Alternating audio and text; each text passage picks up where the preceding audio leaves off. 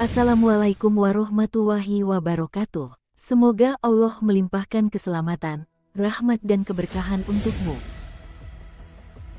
Mengutip dari buku seperti Maryam, seperti Rabiah, oleh Dian Nafi. Suatu hari, seorang wanita tengah berjalan ke kota Baghdad. Ia menenteng air dan memegangi obor di tangan kirinya. Kemudian, seseorang bertanya kepadanya, mau dikemanakan air dan obor itu?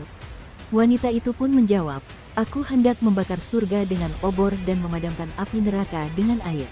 Agar orang tidak lagi mengharap surga dan takut neraka dalam ibadahnya.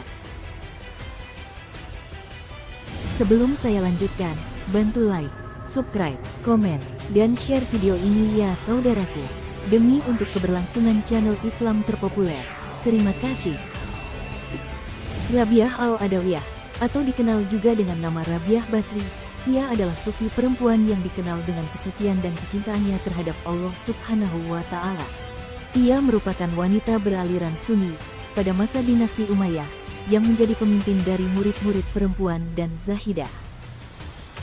Berkat kezuhudan dan peranannya yang besar, Rabiah Al-Adawiyah dijuluki sebagai The Mother of the Grandmaster atau ibu para sufi besar. Salah satu kisah tentang Rabiah Al-Adawiyah yang paling populer adalah ia ingin membakar surga menggunakan obor dan memadamkan neraka dengan air.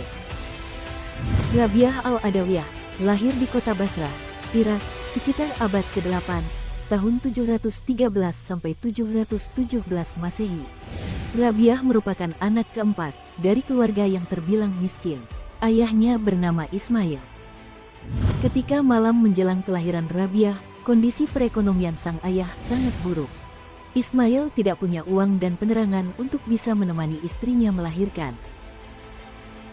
Beberapa hari kemudian, setelah Rabiah lahir, Ismail bertemu dengan Nabi Muhammad dalam mimpinya.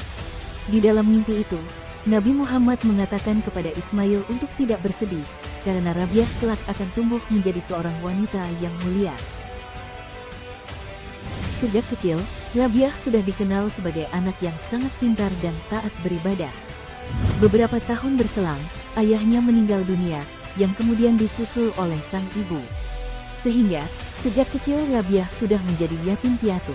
Kedua orang tuanya hanya meninggalkan harta sebuah perahu, yang kemudian digunakan oleh Rabiah untuk mencari nafkah. Rabiah pun bekerja sebagai penarik perahu, yang menyeberangkan orang-orang dari sungai Dajilah ke sungai yang lain.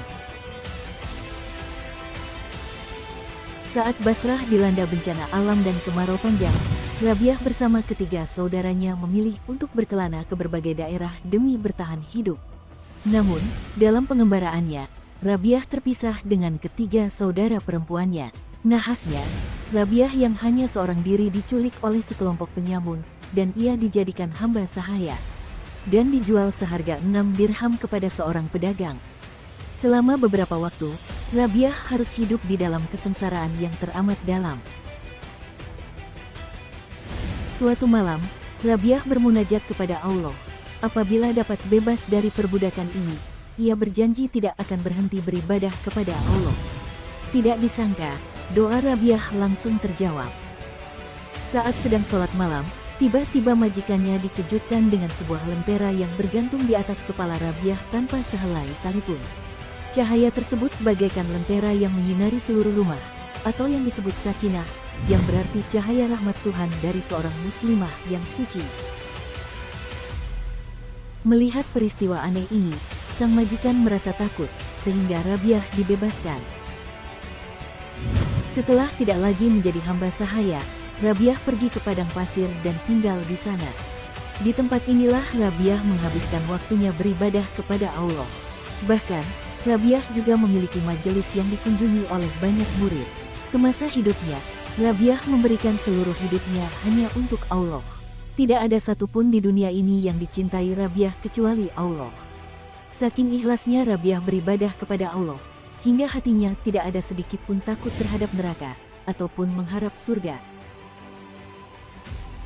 Dikisahkan, pada suatu siang hari di kota Baghdad, Rabiah Al-Adawiyah berlari-lari tanpa tujuan, sembari menenteng sebuah air dan memegang obor di tangan kirinya. Orang-orang pun menanyai Rabiah tentang apa yang sedang ia lakukan. Rabiah pun menjawab, ia ingin membakar surga dan menyiram neraka. Orang-orang yang mendengar jawaban Rabiah pun semakin kebingungan. Menurut Rabiah, harapan akan surga dan ketakutan akan api neraka inilah yang membuat umat Islam menjadi semakin jauh dari cinta dan kasih kepada Allah Subhanahu wa Ta'ala. Oleh sebab itu, Rabiah ingin membakar surga supaya sirna segala harapan akan surga.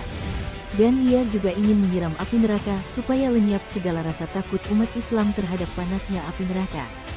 Setelah kedua hal itu dilakukan, mungkin umat Islam akan menjadi lebih cinta kepada Allah Subhanahu wa Ta'ala.